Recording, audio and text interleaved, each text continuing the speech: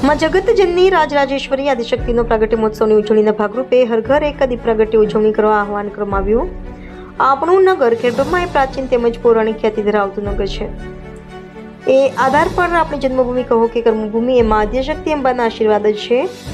આપ સૌ માં અંબાના ખોળે વસીએ છીએ। પૌરાણિક ગ્રંથો અનુસાર સ્વયં બ્રહ્માજીએ માં અંબાની આરાધના કરેલ ધામ તથા શક્તિપીઠોની રચના પહેલાનું પણ આ ધામ એટલે આપણું માં અંબિકા ખેડબ્રહ્મા ધામ। આ વર્ષે પણ ગત વર્ષની જેમ જ હર્ષ અને ઉલ્લાસની સાથે આપ સૌ નગરવાસીઓ તેમજ ગ્રામજનો ઉપર માના અંબાના આશીર્વાદ બની રહે તે માટે તારીખ 3/1/2026 શનિવાર પોષ પૂનમ સાંજે 7 કલાકે ઘર આંગણે એક દીપમાં આદ્યશક્તિના ચરણોમાં અર્પણ કરીને આ જગતજનની રાજરાજેશ્વરી અંબિકા માતાજીની પ્રાગટ્ય દિનની ઉજવણી કરીએ। માના સેવક ભાઈઓ દ્વારા ઘર ઘર પત્રિકાઓ વિતરણ કરવામાં આવી હતી। રિપોર્ટર જયેશ ઠાકોર સાથે શૈલેષ પટેલ, સાબરકાંઠા। જય અંબે। આજે પોષી પૂનમ મેં માતાજીના પ્રાગટ્ય મહોત્સવ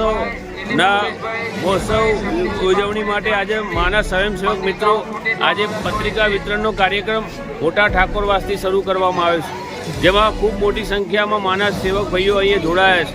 અને અહીંયા મારા માના સેવક ભાઈઓનું ઠાકોરવાસના જે લોકોએ અમારું અહીંયા સ્વાગત કર્યું અને અહીંયા રામાપીર અને મહાકાળી મંદિરે અમે પત્રિકા અર્પણ કરી અને હવે ગામ વિસ્તાર ખેડબ્રહ્મા ગામ વિસ્તારમાં દરેકના ઘરે ઘરે જઈ અને એવો અનુરોધ કરવામાં આવશે કે તારીખ 3/1/2026ના દિવસે પોષી પૂનમના દિવસે રાત્રે 7 કલાકે દરેકના ઘરે એક દીવડો પ્રગટાવવામાં આવે, માં અંબાનું નામ લેવાય, એટલે કે 7 કલાકે આખા ખેડબ્રહ્મામાં એક દિવાળી જેવું વાતાવરણ થાય અને એક પ્રાગટ્ય મહોત્સવ મનાવવામાં આવે। અને દિવસ દરમિયાનના પોષી પૂનમના જે કાર્યક્રમો સવારના આરતીથી અંકુર દર્શન, સવારના 8 કલાકે શોભાયાત્રા અને સાંજેની આરતી બાદ જે પ્રાગટ્ય મહોત્સવની ઉજવણી કરવામાં આવશે।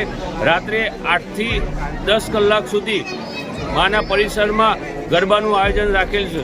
તો દરેક ધર્મપ્રેમી જનતાને અનુરોધ છે કે આ માતાજીના ઉત્સવમાં જોડાય।